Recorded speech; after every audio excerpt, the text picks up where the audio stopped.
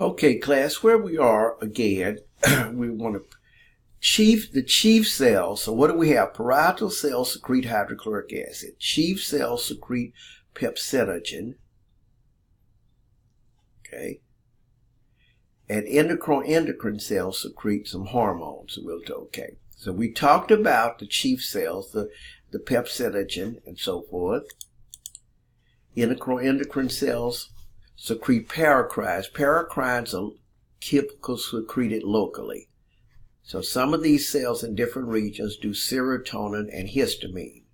Now, serotonin is a primary neurotransmitter, and it can regulate intestinal activity. Okay, mediates the uptake into epithelial cells, binds to receptors to modulate secretion, okay, in the intestinal wall, primary regulating bowel activity. Okay, so that's that serotonin. Histamine we'll talk about in a minute. Somatostatin, which is also associated with growth hormone, decreases the motility of the stomach, duodenum, and gallbladder. Okay, that's somatostatin. Okay, so we go a little further here. Now, going back, we are saying that the parietal cells secrete hydrochloric acid. So now we want to talk about hydrochloric acid in association with the parietal cells. Okay. Now, the key to this is for the parietal cell, that's the chief cell. Okay, here's the parietal cell right there.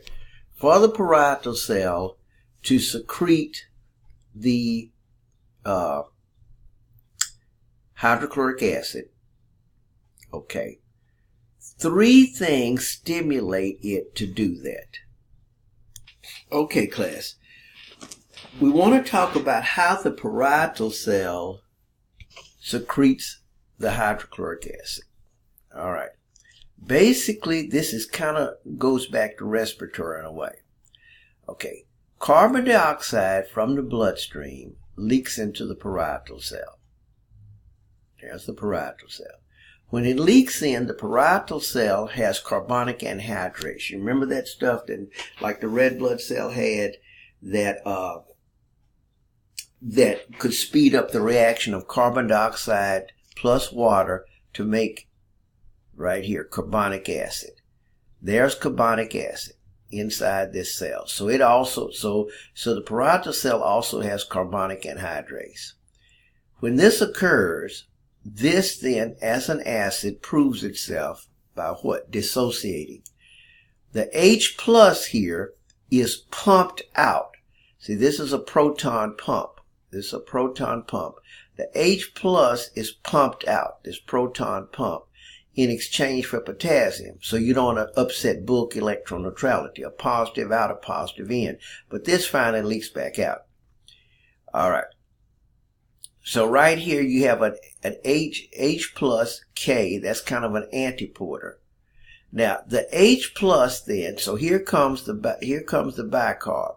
The bicarb, which is the base, leaks out back into the bloodstream. Now that means, here's a term for you. It's called the alkaline tide of the blood. The alkaline tide of the blood. Let me see if I can put that in here. Let's see if I can put that term. The alkaline tide of the blood. I'm not sure if your book has that. TIDE of blood around the stomach.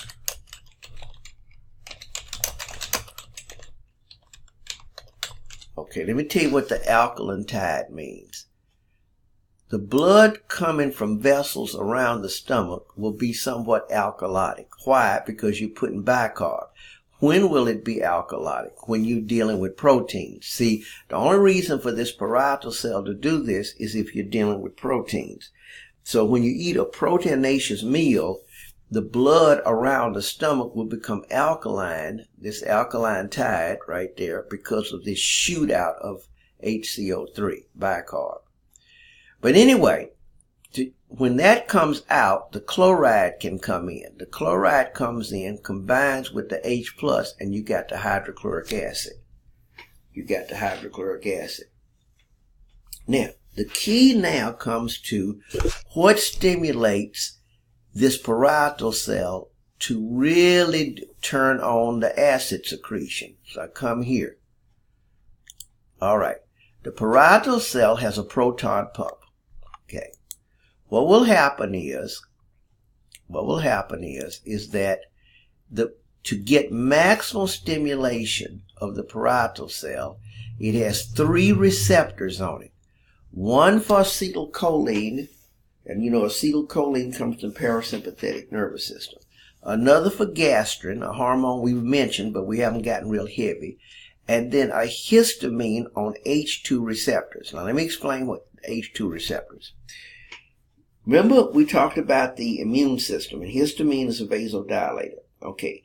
Most cells have H1 receptors for histamine, inflammation stuff. Let me say it again. Most cells have H1 receptors for histamine. The stomach, the parietal cell in the stomach has H2 receptors, H2. So when histamine from the enteroendocrine cells is released, plus gastrin from cells of the enteroendocrine in the pyloric region, which we'll talk about, plus acetylcholine from the parasympathetic, when all 3 of those chemicals are on the parietal cell, it does max production of hydrochloric acid when all 3. Now, if all 3 are not there, it still can do it, but it won't do it to the same extent. Let me say it again. If all 3 are not there, it still can do it, but not to the same extent. So to get maximal stimulation, you need these 3. Okay? And then once you have, but to do it at all, quote, to do it at all, what you're going to need is CO2 coming in. The CO2 does this, carbonic anhydrase, and you do that and you get the hydrochloric acid. All right. So what does that mean? That means if you have too much acid in the stomach, now we come into the pathophys. If you have too much acid in the stomach and you want to get rid of some of that, then this is kind of what's done. One is an histamine 2 receptor antagonist, known as an H2 antagonist. Okay. See, that would knock off this, so it would reduce it by antagonizing, by sitting on the receptors and blocking the histamine. The 2 most notable are tagamet and cimetidine. Tagamet and cimetidine. Those are the 2 most notable. I'm sure you've heard of these. Okay.